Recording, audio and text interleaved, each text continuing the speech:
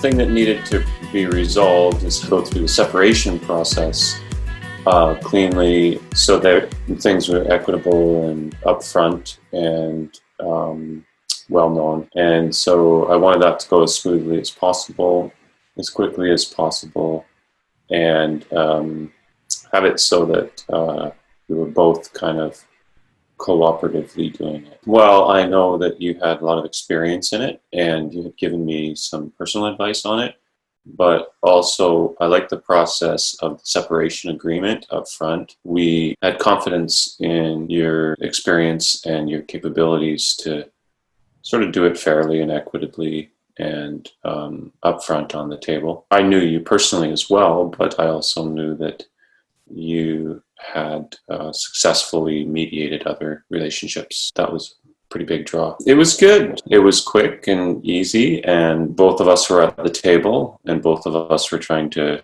figure out what to do and how to do it. The experience was good because you gave us both advice rather than just being on one side of the issue. And you gave us advice with respect to, this is the law and this is how things are, but I know from being in court that this is what is likely going to happen. You gave us information that was not only sort of the legal information, but also the practical information of what actually happens in court and what actually happens in the process of completing the separation agreement, and then how it's submitted as a divorce. We both knew you. We both sort of trusted your judgment. And also it was very sort of equitable back and forth, with respect to how things got split up and how we approached it. It wasn't confrontational. It was sort of cooperative through the whole process. The staff in the front seemed to be very competent and capable. I liked actually how smooth it was and how upfront it was.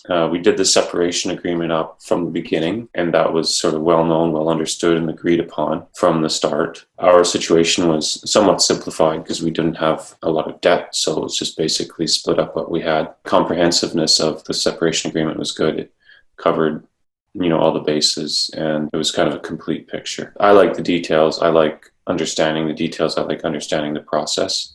And so there was a lot of information that you provided about the process and how it's both supposed to work and how it actually does work. My wife was satisfied with the resulting separation agreement. I was satisfied with it. So it was a good starting place. And it made it a lot easier to communicate about the assets that we owned and how we were going to split them up. My relationship with my wife has been very well preserved, and we're still a family. It's just a different sort of way of living. I think a lack of conflict at the time that we were separating made that a lot easier, made our lives a lot easier, a lot less stressful. We didn't have to argue and quibble about details that really, at a time where we were separating after 25 years, we were able to sort of concentrate on the emotion of that and not get sidetracked into quibbling about assets and distribution of those assets. So it made it clear and easy to separate and emotionally separate because we felt that the separation agreement was fair and equitable. Made that emotional part easier. We were able to, with a lack of conflict about the assets, we were able to give them a positive version of what a separation should be, because it's a positive thing if it's good for both the people that are separating.